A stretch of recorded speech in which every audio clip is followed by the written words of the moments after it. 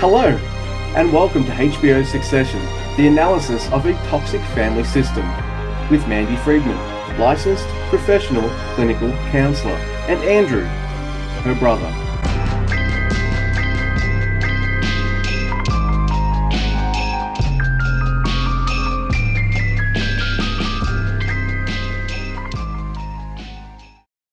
Hello there, Mandy Friedman here, licensed professional clinical counselor, clinically certified domestic violence counselor, clinically certified trauma professional level 2, and the creator of SNAP, Survivors of Narcissistic and Abusive Personalities. We're back talking about Succession, Season 2, Connor Roy, and I'm here with my brother Andrew. Hi, Andrew. Hey, Mandy. I'm so happy to be back and talk about Connor in Succession Season 2.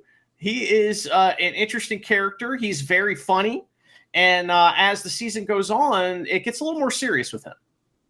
It does. So for this episode, we're not going to have a lengthy episode. Connor emerges more as the series progresses. So we'll hear more about him the more he starts to emerge in seasons 3 and 4. So as we start the season, we have an interesting power imbalance. Connor is dating a woman named Willa, who is a sex worker that is being paid to date him by him. But that's there's a power imbalance there, right? There is. I think that often we look for, is there a payoff here for her? What is she getting out of this? Why is she with him? And it's because she wants to live that fancy life. You know, she wants to put on her play. She wants to get the bankroll on her side to do the things she wants to do. However, her status in the family is pretty low because of where she comes from. But Connor doesn't care. He wants to put her right on his arm. He doesn't give a shit what anybody thinks about it. And as someone who is pro-sex workers, I want to cheer Willa on in a way. That's a very feminist thing to do. However, to some degree, you kind of wonder, is her life really a good one at this point? And, you know, what is it that she's providing for Connor is basically a false relationship that he can manage, as opposed to him trying to have a real one with somebody that is with him just for him. Much like how you see Roman having his relationships, that they're really not actual, real, genuine relationships because he can't handle real, genuine relationships. I'm not going to say a whole lot more about this because Connor says a lot about it later on. He describes to us what it has been like to be him through the years, and we'll get to that in later episodes. But we just wanted to point out that his relationship with Willa is one that it does have a natural power imbalance because of the income differences and the status differences, that she is not able to really make her own money. She's going to need him at this point. If she decides to stick with him, it's going to be him paying her or providing her with some kind of a allowance.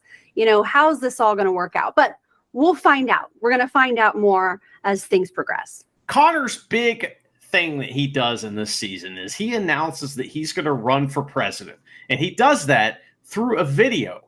Tell me about this video, Mandy. We see the video, and it's another great example of word salad. And Connor, again, is the best at word salad. So I'd like to just read to you what is stated in his video. He says, because he's every man. Mm-hmm. Right? He's just like me. Right. He's just like us. He says, I ranch, I ride, I earn, and I give, just like you. But ding dong, who's there? Uncle Sam. And where's his hands? In my pants. Okay. So he makes this video, and his family is seeing this is circulating, and they're embarrassed. It's embarrassing. It can also get you in trouble to say you're not going to pay taxes. But he told them that this is just beta testing before it goes on, and he Instagrams it and enters into the primary. He's claiming he's not going to pay taxes. They're not happy that he's doing this.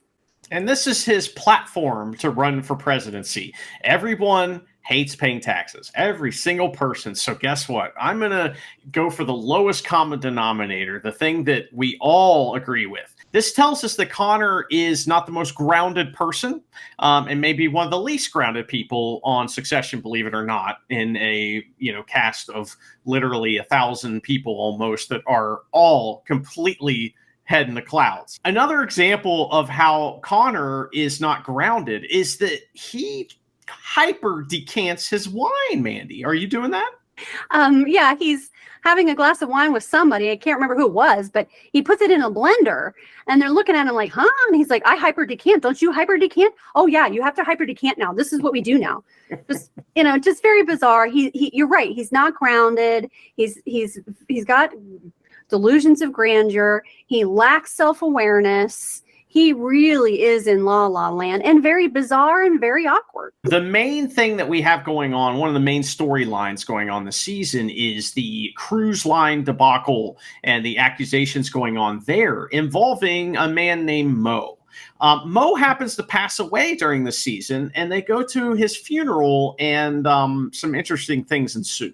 Yeah, so this whole time you're hearing about Mo this, Mo that, Mo was in charge during that time and everyone's just calling this guy Mo. Well, Willa and Connor go to the funeral. None of the other family goes to the funeral, but they do. They go to pay their respects, and Willa is going through the reception line there, and she meets Mo's wife, and she says to him, "Oh, it's so nice to meet you. I know Mo was a wonderful person. I'm so sorry to hear that he passed away." And she goes, "Who's Mo?" And then quickly Connor whisks her away and they have a conversation, and he's like, Mo's his nickname. That's not like his real name. She's like, "Oh, what's his real name?" He said, "It's Lester." Mo Lester? And he says, "Well, yeah, it was a different time and he was handsy and we weren't allowed to be in the pool with him. That's true. But, it was a different time." And they just sort of move on from there. Willa seems pretty uncomfortable with that, but, eventually she doesn't care because she wants what she wants. But yeah, so Mo is short for molester. This name that he's been called at work for years now, to the point that no one actually knows his real name, comes from the fact that he is a sex offender and a predator. So it's easy to pin a lot of things on him now that he's dead, but he gets to be the scapegoat, and it makes perfect sense since he is Mo Lester. That moment is fascinating. Also, we know that Connor is at the funeral because he's trying to, get as many ConHeads as possible. Like these are people that could vote for him. Who are the ConHeads, Mandy? And are they helping him keep his feet on the ground? You're right. Isn't this the moment where he hears that phrase for the first time? Is in the church, somebody comes up to him and is like, "Hey man, I saw your video. Don't worry, you got the ConHeads on your side." And he's like, "ConHeads? Oh, I like that, ConHeads." So now he realizes he has a following, and they're calling themselves the ConHeads. Yeah, I feel like that I'm a ConHead because throughout this whole season and show, I've been rooting for Connor the whole time. I really wanted him to succeed, and we'll see if he does. But we also have another storyline with Willa. She has written and is directing her own play. And, Connor is, of course, bankrolling this, but Willa's play reviews are in. Yes. Now they're on the yacht at this time. And she's so excited, and they're sitting there getting ready to go through the reviews, and she hands the device to him, and she sits back and he goes, okay, just read me some of the good ones. And he's scrolling and scrolling and scrolling, and he's like, "Well, no." And she's like, "What? It's that bad? There's nothing good at all?" And so she grabs it out of his hand, looks at it and goes, "Blah," and then just tosses it into the ocean. After she looks at it for 2 seconds, that's how bad the reviews were, is that she couldn't even for 1 second. Then a few minutes later, with a couple other people, I'm not sure, they're sitting down to eat, and somebody's like, "So Willa, how about the play?" She goes, "Fuck off." Like that. So she had her Logan moment right there. She knows well enough what these people are and what they really mean when they're asking her, "So how's the play?" She knows that they're just being passive aggressive and asking her when really they're trying to jab her and be like, so how'd it go? But she says, fuck off. I was like, yeah, Will, you tell him.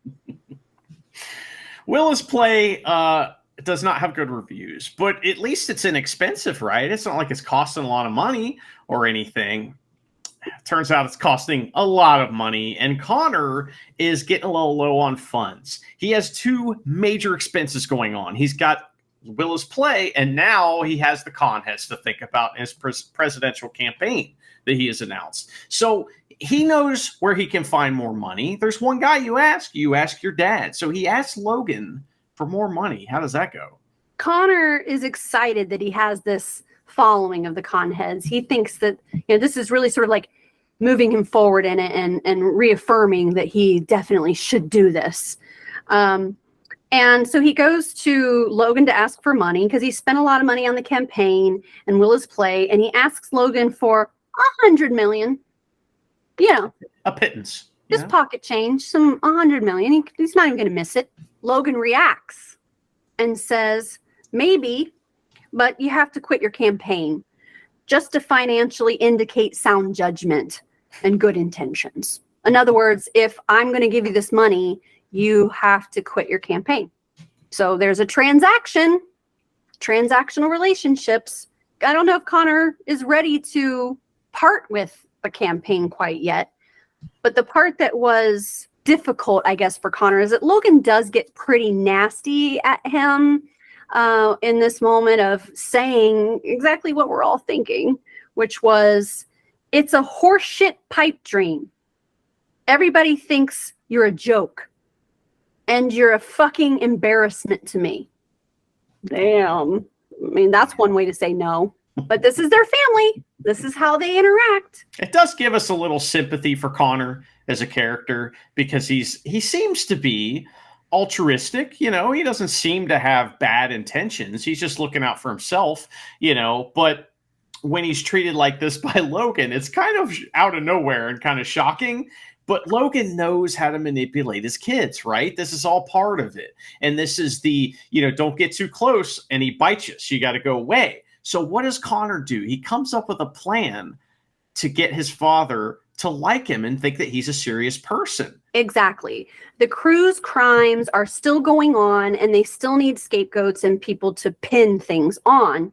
And Connor offers himself up as a sacrifice, and he pitches the narrative that actually he's been pulling the strings all along. He's trying to get into his dad's good graces. He needs the money, and he would love to raise his creds with false rumor. So hold on, let me get this straight. Being a criminal, provable, like it's definitely happened kind of criminal. There's evidence and trials and witnesses and charges, and that makes people want to elect someone for president? Apparently so, according to Connor. That if Connor claims that he was pulling the strings the whole time in this deeply ingrained misogynistic, patriarchal, predatory culture, and that he's been pulling the strings, and that's going to raise his credibility with his base, that they're going to like that about him, and that's going to make him a better candidate for president. Have we heard this before?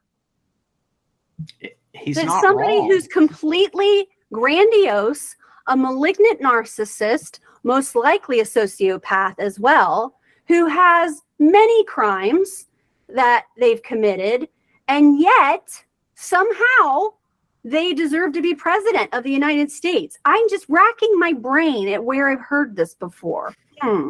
Really strange. But apparently that's how it goes. Yeah, well, like you said, Connor has the ConHeads to think about. He knows that they don't want him to pay his taxes, which is a fucking crime too. So this is another opportunity to do a crime or to be looked at as a criminal, but in a way that's like a white collar crime that is like easily waivable. You can waive it off if you are, someone who believes in the cult of personality that is Connor, Roy. It's always fun talking about Succession, and Connor doesn't get into it a whole bunch in season 2, but we're going to talk about a lot more that he does. But we want to leave everybody with a treat. And today, Connor has made for you a salad, and we present that to you now. Hey, if you want to print something in your little book, you may print the following line. Connor Roy was interested in politics at a very young age. I ranch, I ride, I earn, and I give, just like you. But ding dong, who's there? Uncle Sam. And where's his hand? In my pants. I'll tell you what a nice church it is. Connor Roy was interested in politics from a very young age. I'm here as a fellow human to acknowledge that Lester has, as we know, passed on.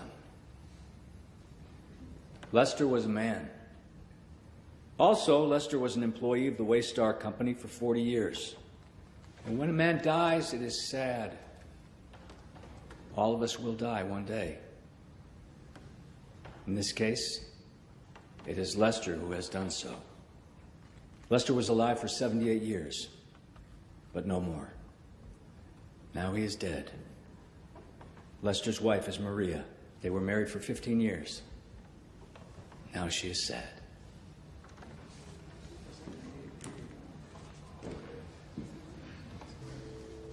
Connor Roy was interested in politics from a very young age. I hyper-decant. You don't hyper-decant? You're just doing regular decanting? If by regular decanting you mean pouring into my open mouth, yeah. You should hyper-decant. It softens the tannins, heightens the aromas. You can age your wine 5 years and 10 seconds. Truly. Connor. Not many campaign posters use mugshots. The world has changed, Shiv. The old shibboleths are crumbling. And you know what? The elites are scared. I can see them down there, scrabbling and reconfiguring, with no clue what the whirlwind they have stirred heralds. You know, you're not doing yourself any favors by refusing to talk. Interesting point. To which I would add, Connor Roy was interested in politics from a very young age. Hello. I'm here as a fellow human to acknowledge that Lester has, as we know, passed on. Lester was a man. Also, Lester was an employee of the Waystar Company for 40 years. And when a man dies, it is sad. All of us will die one day. In this case, it is Lester who has done so. Lester was alive for 78 years, but no more. Now he is dead. Lester's wife is Maria. They were married for 15 years. Now she is sad.